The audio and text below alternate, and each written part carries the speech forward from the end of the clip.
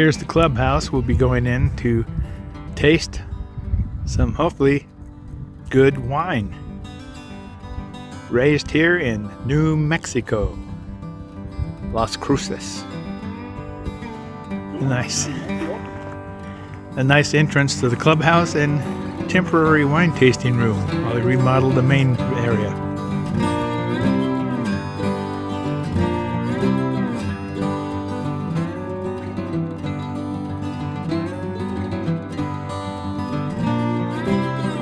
Here we are at Rio Grande Winery in Las Cruces, New Mexico, and we have our wine tasting set out in front of us. Of course, I'm not going to drink all of these. I have the 4 on the right, and Pike, my friend, has the 4 on the left. We're going to try them out and decide if we want some bottles. So let's enjoy.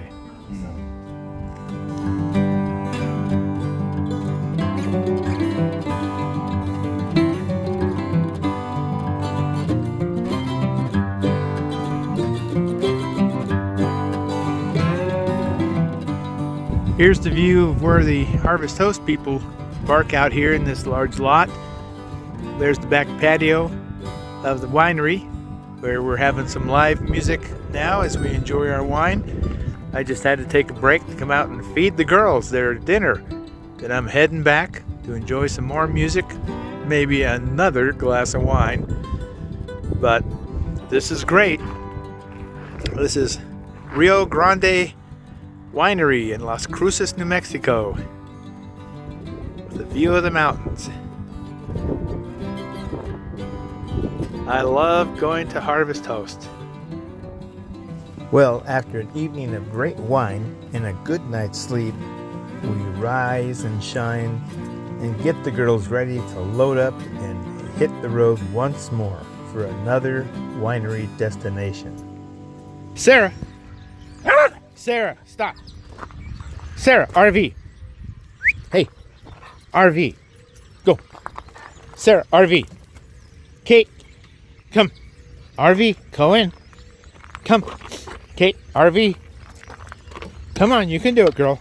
RV. That's it. Come on. Push yourself up. Come on. She's still got weak hindquarters.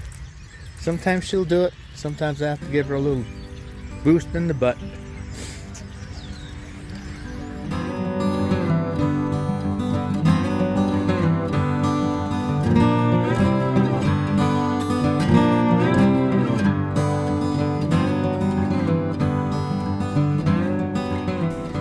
Well, we've had it with this crappy weather. I tell you, it's like a roller coaster ride.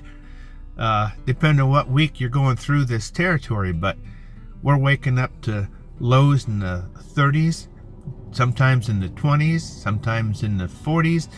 It's like you look at a week's forecast and it's got 20s, 30s, 40s, and highs maybe once or twice in the mid 70s. It might make it up to 80, then drop way down again later into the 20s and 30s. It's just insane weather. It's like somebody fix the weather. So we're not going any farther east, and certainly not north, because north it's raining, cold as heck, and snowing. So dang, you know, like my friend says, we could be home warm and sitting in the rain and the cold. But yeah, this is changing things. I checked Yuma, and even Yuma is still frickin' cold. And it's just like, boy, somebody broke the jet stream. That's all I can say. We got a car fully inflamed. Never know what you're gonna see on the highway here. We are at another Harvest Host member winery here in Deming, New Mexico. Here we are at the Los Combis Winery in Bristow. There's 2 or 3 other of these around New Mexico. This is the one in Deming. I believe they have one in Las Cruces and another one elsewhere. But we'll go into the tasting room and look at that. And I want to take a look at these neat little green trucks. Here's some of their old winery trucks, I believe. Ready with barrels to fill with wine. So let's go into the tasting room. If you go out that door, you'll go to another large room. You can look in the windows and see their wine vats and their wine processing. This is a sampling of the wines they have available here. It's a great amount. There's where you choose the wine flights you want from their list. And here we have the seating area with the bar over there. Here's where we're sitting. There's a picture of the owner and his wife when they got married. And that's a photo of the winemaker, the original owner, and his two sons. They're all winemakers now. Here's my choice of wines, a mix. It's make your own wine flight. You have 4 choices you can mix for $15. The others are pre-made flights of 3 to 4 for $12. But I like to make my own choices. This is a look in the back room where all the vats are and the bottling section is. They have some huge vats back here. Really big. They're transferring some now. But that's a whole lot of wine being developed, fermented. A whole lot. Just taste the wines and take your pick.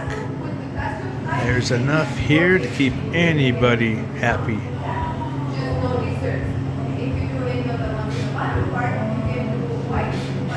They also have a large area right off the patio of the tasting room to walk your dog, play frisbee, or whatever. We're parking over here in a large area, plenty of parking, and they're doing lots more construction too. Seems this place is really expanding. Here's the outside patio. And I'll go over there to where my puppies are. We're going to go in later and taste some wine. I've already selected my 4 choices.